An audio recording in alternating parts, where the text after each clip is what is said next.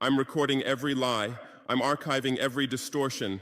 I am Ibrahim Traoré, and today I'm pulling off your masks. Yes, you heard correctly. I, whom you call a young military junta leader, whom you brand as a dangerous radical, whom you serve up as an anti-Western dictator, am now telling you the truth. And this time you cannot turn off your microphones. This time you cannot turn away your cameras. This time your editors cannot cut this speech, because the world you monopolize no longer exists. Because millions will hear these words now, without passing through your filters, without being subjected to your distortions, without being muddied by your lies. I am 34 years old. Every day of my life, I grew up with your lies. As a child, I would watch Africa on television. Always the same images. Children with flies, dry lands, weapons, death. This is Africa, they told us. This is what Africa is. And we believed it. We were ashamed of ourselves. We were ashamed of our own lands, of our own people. But then I grew up. I read, I researched, I questioned, and I understood that the Africa you showed us wasn't real. The story you told us was a lie. The fate you imposed on us was a script you had written. For years, how have you portrayed Africa? How have you shown it? How have you sold it to your viewers? As if we were creatures who had no share of humanity, as if we were savages left outside of civilization, as if we were wretches waiting for you to save us. Every day, every hour, every minute, the same story plays on your screens. Hunger, war, disease, corruption, terror, chaos.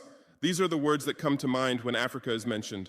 In your Africa dictionary, there are no other words. No hope, no success, no development, no resistance, no honor, no pride, no victory. So I ask you, New York Times, Washington Post, Guardian, Le Monde, have you ever made Africa's successes your headlines? How many times have you written about Rwanda's technology miracle? How many times have you shown Ethiopia's reforestation project? How many times have you praised Botswana's democratic success? How many times have you described Kenya's entrepreneurial ecosystem? No, because these don't fit your scenario. Your Africa cannot be successful. It cannot, because then how will you legitimize your exploitation? If it's not in need of help, how will you intervene? If it's not backward, how will you look down on it? Have you ever asked yourselves, has any editor sitting at their desk, any news director in a meeting, any columnist at their keyboard ever thought, why are the people of the world's richest lands poor? Here are the numbers for you, real numbers. Africa owns 70% of the world's cobalt reserves. Your cell phone, your computer, your electric car won't work without cobalt. This cobalt comes from Congo, but Congolese can't afford cell phones. Africa owns 90% of the world's platinum reserves.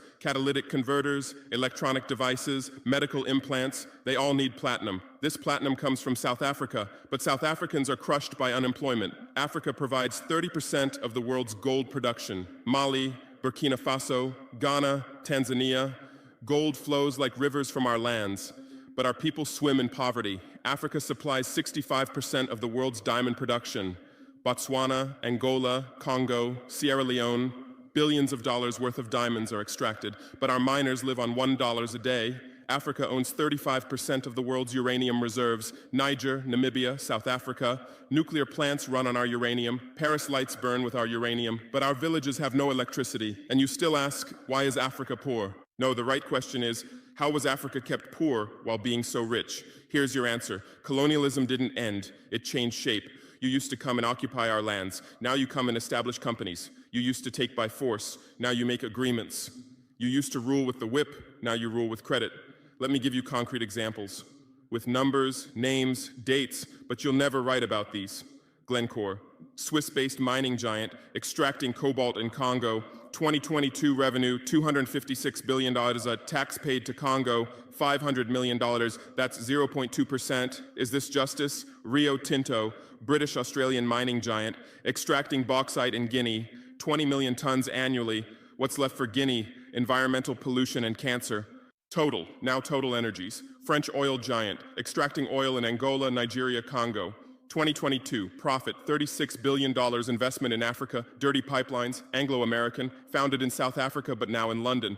Diamonds, platinum, iron, taking everything. What it left in South Africa? 6 million unemployed miners. And these are just the tip of the iceberg. What about the invisible, the secret deals, the offshore accounts, the transfer pricing tricks? Every year, $88 billion in illegal money flows out of Africa. Who writes about this? Every year, $45 billion in aid comes to Africa. Everyone writes about this, but no one says Africa is not the continent receiving aid, it's the continent giving aid. While you zoom your cameras on swollen bellies, there is a huge system working